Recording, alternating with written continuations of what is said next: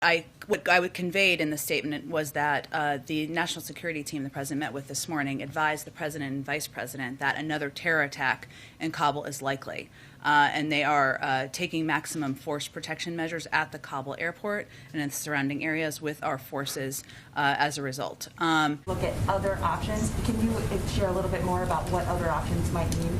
Already, DHS has been working closely with agencies across government, including our military, diplomats, intelligence community, and law enforcement professionals, and many others, to ensure that all Afghans are screened and vetted prior to being allowed into the United States. Additionally, all evacuees will continue to undergo extensive COVID-19 and public health precautions, including immediate COVID-19 testing and offered vaccines upon arrival.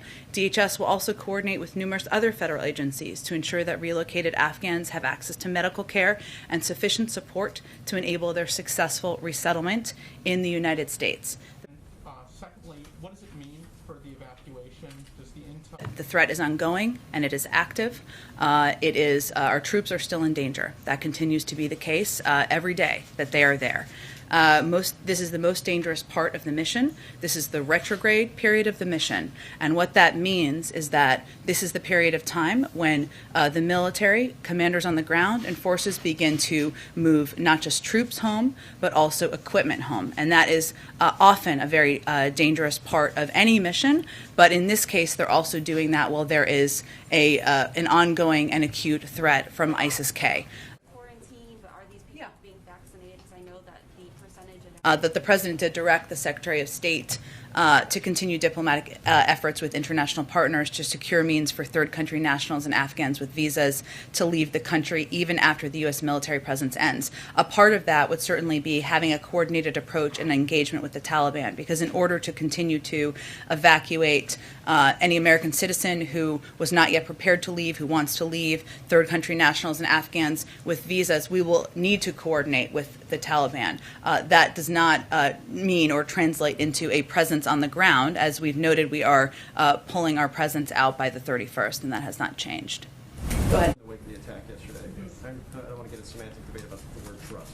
That we don't trust the Taliban. This is not about trust, but there is a reality on the ground, and the reality is the Taliban control large swaths of Afghanistan, including the area surrounding the perimeter of the airport. So by necessity, that is our option to coordinate with, to get American citizens out, to get our Afghan partners out, to get individuals who are eligible for the range of programs the United States has out. And we have now evacuated more than 105,000 people as a result of those coordinated, in large part as a result of those coordinated efforts of getting people out. But I will say that as the Department of Defense noted earlier today, clearly something went wrong here in the process, that we saw the ISIS-K attack occur yesterday. We don't have additional information to suggest that it was intentional or anything along those lines, which was a question that was asked yesterday. But clearly there was a break in the security process here. There's no question about that. Get honest information about minor stories. Why?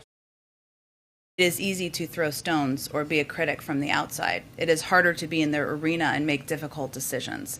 And the decisions that a commander-in-chief has to make include among difficult options, right? These were the options. You send tens of thousands of more troops in Afghanistan to potentially lose their lives. That's an option. Some support that. That's their prerogative. You pull out and you don't put anyone at risk, you don't put troops at risk, and you don't evacuate more than 105,000 people. That's another option. The option that he has chosen, in coordination and based on the recommendations with his military commanders and advisors on the ground, is to implement an evacuation that has saved the lives potentially of more than 105,000 people, certainly at risk of the men and women who are serving in the military, as we saw by the events of yesterday. Okay, thanks, everyone. We'll see you all on Monday.